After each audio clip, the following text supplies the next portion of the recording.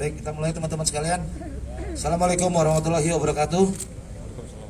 Shalom, salam sejahtera untuk kita semuanya. Om Swastiastu, Namo Buddhaya, salam kebajikan. Yang saya hormati Bapak Pangdam 1 Bukit Barisan, Bapak Wali Kota Medan, Pak Wakapolda, Pak Dirkrim Kapolrestabes di sini, terus jajaran reserse, dan terlebih khusus teman-teman media yang saya cintai dan saya banggakan. Sore hari ini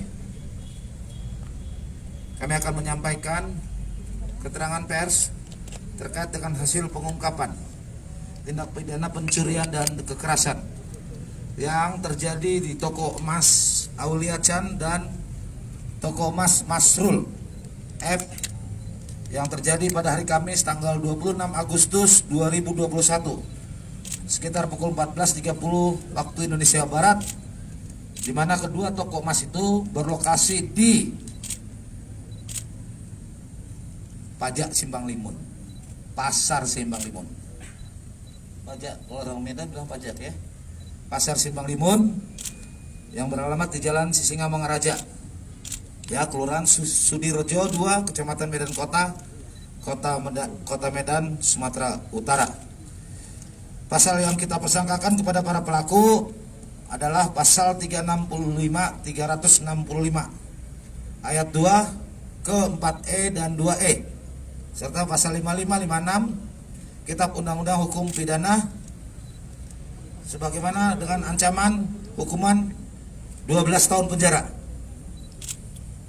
Rekan-rekan sekalian, sebagaimana kita ketahui bahwa pada hari Kamis tanggal 26 Agustus 2021 yang lalu telah terjadi pencurian dengan kekerasan terhadap dua toko emas Aulia Chan dan toko emas Masrul di Pasar Simpang Limun, di mana para pelaku melakukan pencurian dengan kekerasan atau bahasa umumnya perampokan dengan menggunakan senjata api, dan melakukan pengancaman baik terhadap satpam yang berjaga atau bertugas di sana maupun kepada para pemilik toko. Dan dengan ancaman tersebut, selanjutnya para pelaku melakukan aksinya, memecahkan kaca toko emas, kemudian mengambil isi dari kedua toko emas tersebut. Teman-teman sekalian, pelaku yang kita berhasil ungkap dari kejadian ini ada 5 tersangka. Yang pertama adalah saudara Hendrik Tambu Bolon, umur 38 tahun, yang kita dari hasil penyelidikan dan penyidikan kita merupakan otak dari pelaku kejadian tindak pidana ini. Saudara HT atau Hendrik ini sudah beberapa kali melakukan tindak pidana, teman-teman sekalian, antar provinsi, ya, baik di Sumatera Utara maupun di Riau, dan DPO-nya sampai sekarang masih ada dari Polda Riau yang kita terima, dan melakukan tindak pidana dengan modus pencurian dengan kekerasan. Yang kedua adalah Paul Sitorus, teman-teman sekalian, orang yang bersama-sama dengan Hendrik yang melakukan tindak pidana pencurian kekerasan bersama dengan Farel, kemudian Prayogi alias Bejo, dan berempat mereka. Jadi saya ulangi lagi, Hendrik, Paul Sitorus, Farel, dan Prayogi, ya, HT, PS, FA, dan B.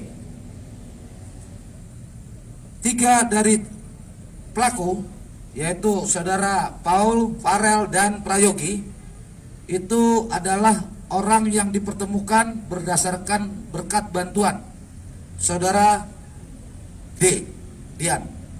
Jadi saya sampaikan kepada teman-teman bahwa ide itu untuk melakukan perampokan itu diawali dari niat saudara H, ya, HT, untuk melakukan perampokan, di mana saudara HT yang punya senjata api, ya, jenis Winchester US Karabin dan pistol jenis FN rakitan. Kemudian ada revolver juga rakitan. Jadi yang kita amankan ada 3 senjata api. Kemudian ide itu ditindaklanjuti dengan mencari orang yang mau melakukan pencurian dengan kekerasan atau perampokan. Yang mana saudara Hendrik minta bantuan kepada saudara Dian untuk mencarikan orang, dan ditemukanlah 3 pelaku yang ada di belakang itu, salah satunya Dian, sehingga 4 orang di belakang. Teman-teman sekalian, dari hasil penangkapan kita bisa membuktikan kronologis perkaranya sebagai berikut. Yang pertama, saudara-saudara sekalian, ide itu disampaikan oleh Hendrik kepada saudara Dian untuk mencari orang. Kemudian setelah dipertemukan ada 3 orang, yaitu masing-masing Pak PS, Farel dan Prayogi alias Bejo, maka dipertemukanlah ketiga orang ini dengan saudara Hendrik. Ide lokasi pasar Simpang Limun itu dari saudara Hendrik menetapkannya. Kemudian sebelum pelaksanaan, saudara-saudara sekalian, mereka melakukan observasi, ya, peninjauan ke lapangan. Kapan itu? Tepat pada tanggal 25 Agustus, ya, 2021, sekitar siang hari. Saudara Paul, Farel dan Prayogi mendatangi pasar atau pajak Simpang Limun, melihat sasarannya, menentukan dan memperhatikan mana toko yang akan menjadi sasarannya. Kemudian setelah itu mereka kembali dan melaporkan hasil observasinya kepada saudara Hendrik, dan direncanakanlah pelaksanaan kegiatannya pada besok harinya. Sebelum melakukan, saudara-saudara sekalian, dari fakta yang kita temukan hasil penyelidikan bahwa kegiatan ini terencana dengan baik. Kenapa Pak Kapolda sampaikan demikian? Karena yang pertama, sebelum mereka melakukan observasi. Yang kedua, mereka melakukan persiapan yang matang. Antara lain, yang pertama adalah seluruh pelaku menggunakan atau melapisi tangannya dengan Hansaplast, ya, dengan Hansaplast. Sehingga apa tujuannya? Supaya sidik jarinya tidak terlihat oleh polisi. Kemudian dua kendaraan yang digunakan adalah kendaraan hasil pencurian dengan kekerasan yang terjadi. Satu barang bukti milik saudara Hendrik itu di Rokan Hulu, TKP-nya beberapa waktu lalu, kemudian dibawa ke Medan dan itu yang digunakan. Satu lagi adalah hasil pencurian kekerasan yang terjadi di kota Medan yang dilakukan oleh para tersangka berupa Honda Beat, ya, yang diambil oleh saudara para tersangka pada tanggal 20 Agustus, ya, di Percut Setuan, seperti itu. Jadi itu yang digunakan. Kendaraan itu, 2 itu yang digunakan oleh para pelaku. Kemudian dari hasil penyelidikan kita, makanya saya hadirkan di sini Pak Wali Kota dan Bapak Pangdam 1 Bukit Barisan. Sejak kasus itu kami sudah langsung membentuk tim untuk melakukan pengejaran dan pengungkapan kasus ini.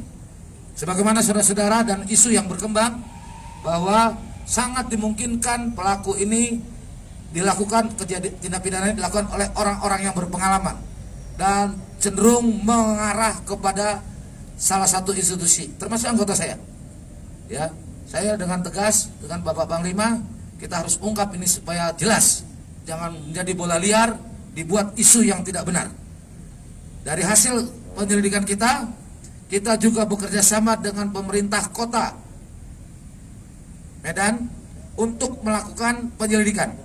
Saudara-saudara sekalian, hasil yang paling kita bisa ungkap kita ungkap kejadian ini dari dukungan CCTV, baik yang ada di Pemko maupun di Polda dan Dinas Perhubungan Kota dan di Polda. Seperti itu. Itu salah satu bukti evidence yang tidak terbantahkan teman-teman lihat nanti kejadiannya bagaimana CCTV itu sudah kita kumpulkan dari seluruh jalan yang ada di wilayah Kota Medan, sehingga kita bisa menyimpulkan tersangka di mana larinya, di mana mereka menyerahkan hasil kejahatannya itu, dan kemudian mereka berpencar. Kejadian itu terjadi pada hari Kamis tanggal 26 Agustus sekitar pukul 14. Diawali mereka berangkat dari rumah saudara Dian. Ya, dari rumah Dian berempat mereka. Coba sambil diputar TV-nya, teman-teman sekalian. Video. Ya. Video berangkat. Dan menggunakan 2 sepeda motor, yang mana senjata tadi milik saudara Hendrik sudah dibagi kepada para pelaku, kecuali pistol jenis revolver tidak digunakan. Hanya 2, satu senjata panjang yang tadi saya sampaikan jenisnya adalah US Carabin Winchester, kemudian 1 pistol. Teman-teman sekalian, ini gambarnya dari rumah saudara Dewi D. Kemudian di Jalan Menteng menuju melewati Jalan Seksama, Jalan HM Nawi Harahap, kemudian menuju Pasar Simpang Limun, Pajak Simpang Limun. Tolong saya dikoreksi kalau salah-salah. Kemudian diparkir di parkiran sepeda motor.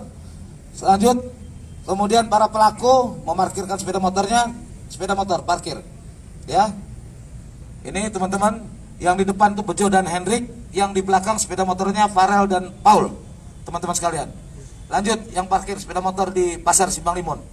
Ya itu, lihat teman-teman yang ada tulisan namanya. Parkir dulu, tempat parkir. Ya, sebelah kanan nih. Ya, nah itu berempat mereka jalan setelah parkir, teman-teman sekalian. Ulangi, mundur dikit. Ya, jalan nih. Nah, ini berempat setelah parkir nih, teman-teman. Ya. Dilihat situ, lanjut. Ya, mereka menuju toko emas yang ada di dalam, sebagaimana hasil observasi mereka tanggal 25 kemarin, sebelum 1 hari sebelumnya. Lanjut.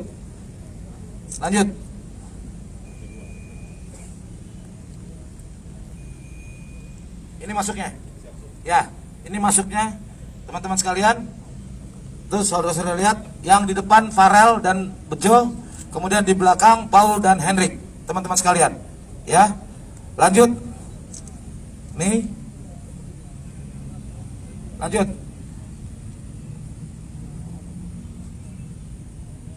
Hendrik memegang senjata api laras panjang, Paul memegang senjata pistol rakitan. Nih, sebentar. Ini di depan, ini toko yang ada di sebelah toko korban. Toko korban, teman-teman sekalian, dua-duanya CCTV-nya tidak ada. Ini jadi pelajaran kepada seluruh pemilik toko emas. Tadi saya sudah bicara dengan Pak Wali Kota. Ini harus kita ingatkan semuanya, karena tanggung jawab keamanan itu bukan hanya ada pada pemerintah, bukan hanya kepada polisi dan TNI, tetapi ada pada masing-masing individu. Jadi tolong, ini menjadi pelajaran berharga bagi kita. Coba tadi mundur, teman-teman. Ini tadi lewat, kelihatan di toko emas sebelahnya, mereka berempat lewat bersama-sama ke arah kanan. Lanjut. Terus.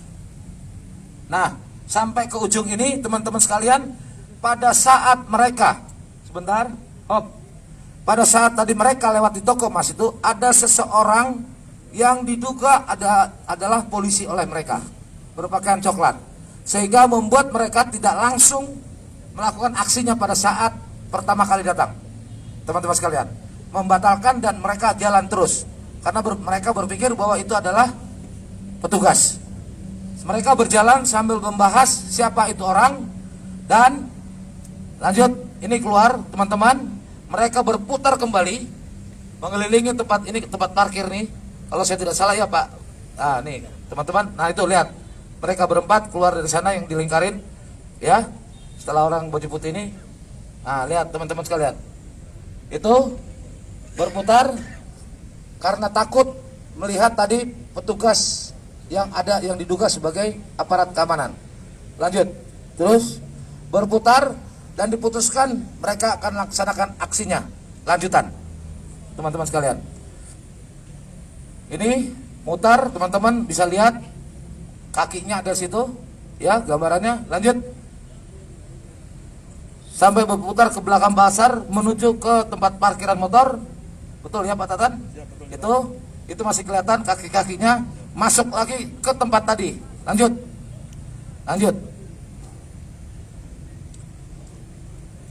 Terus. Nah, nih masuk lagi mereka. Lihat. Tadi mereka keluar dari situ, mereka masuk lagi berempat. Teman-teman sekalian. Langsung melaksanakan aksinya dengan didahului mengancam orang yang tadi diduga sebagai aparat keamanan oleh tersangka Hendrik. Teman-teman sekalian. Tersangka Hendrik menodong kepada orang itu, disuruh tiarap. Kemudian saudara Paul langsung memecahkan kaca etalase toko emas yang pertama adalah toko emas Aulia Chan. Dipecahkan, kemudian kebetulan korban pada saat itu mau sholat. Ya, Pak Tatan. Jadi korban mau sholat, pas sudah mau keluar, setelah sholat, ya, langsung dipecahkan. Lompat yang satu atas nama si Akbar, Farel lompat ke sebelah dan mengambil emas tersebut. Kemudian di toko sebelahnya, saudara toko emas Masrul, saudara Bejo, ya,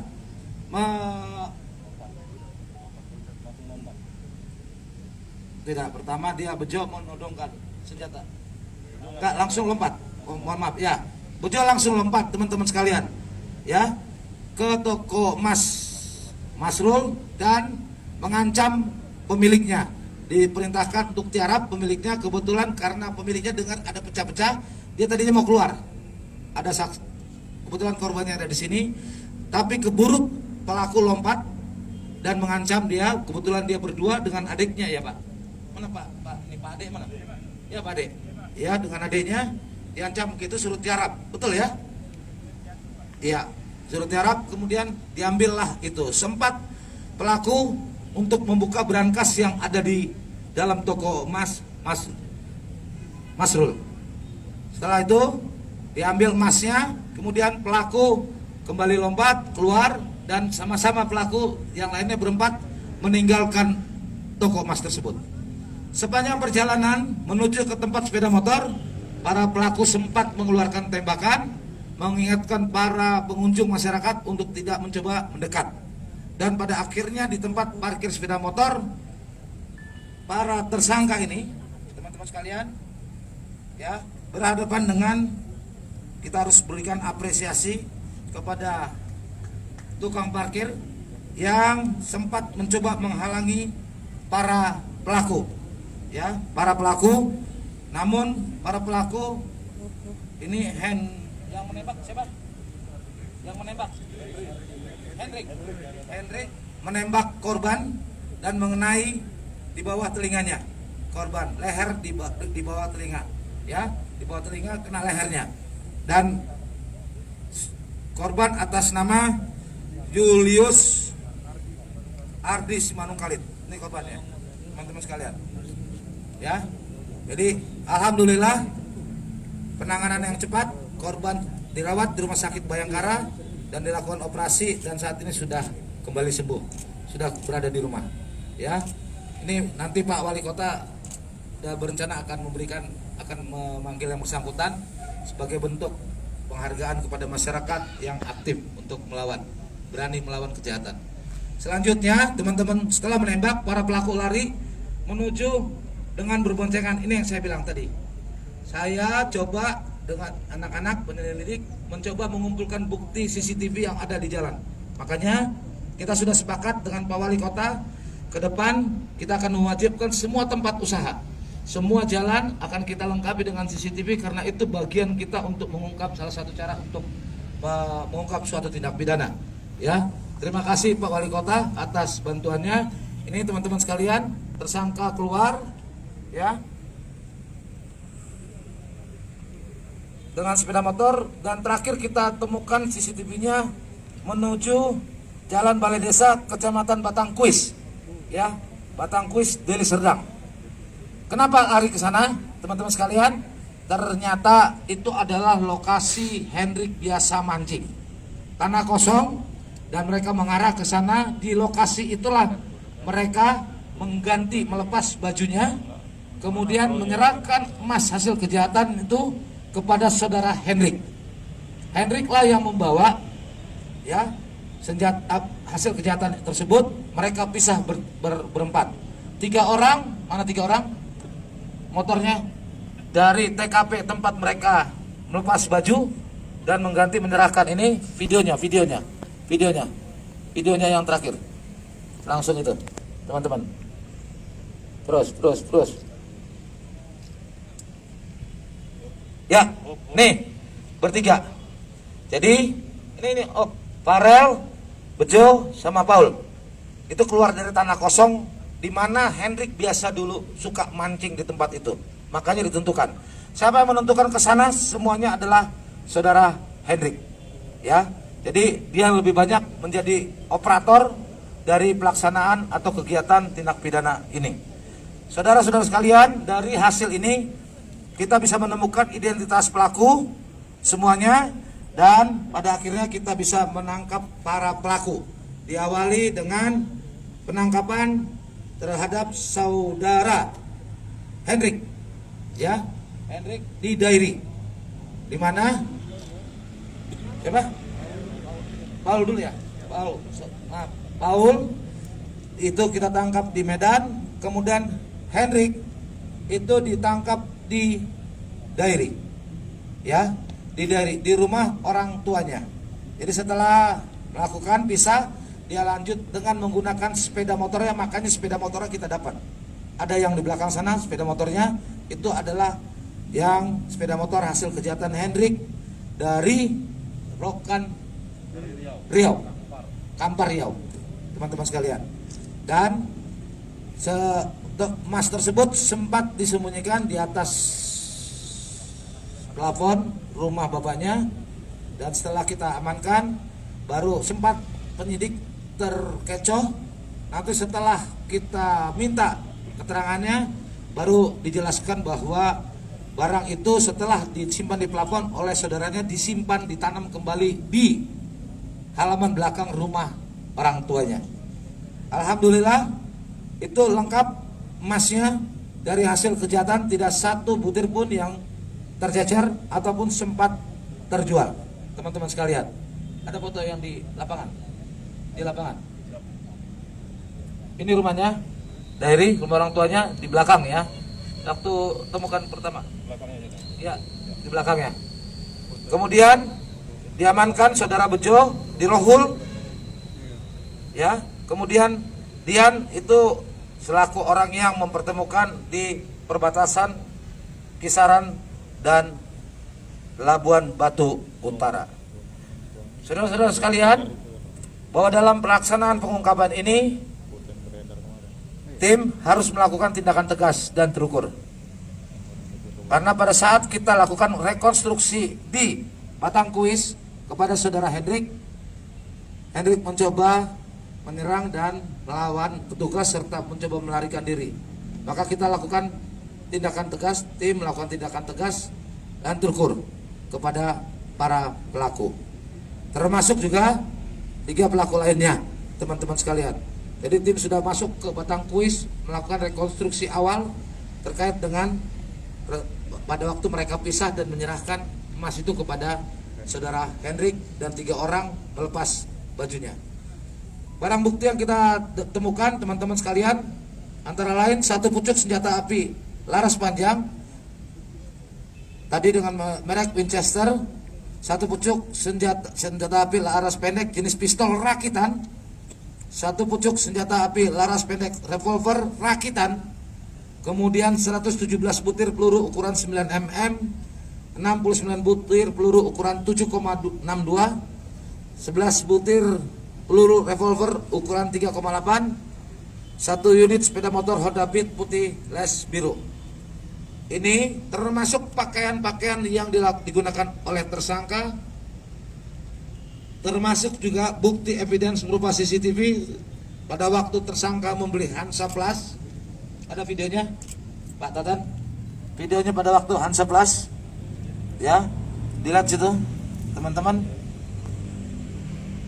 di toko mana, Indomaret, ya, nih teman-teman, ya, dia beli Hansa Plus itu yang digunakan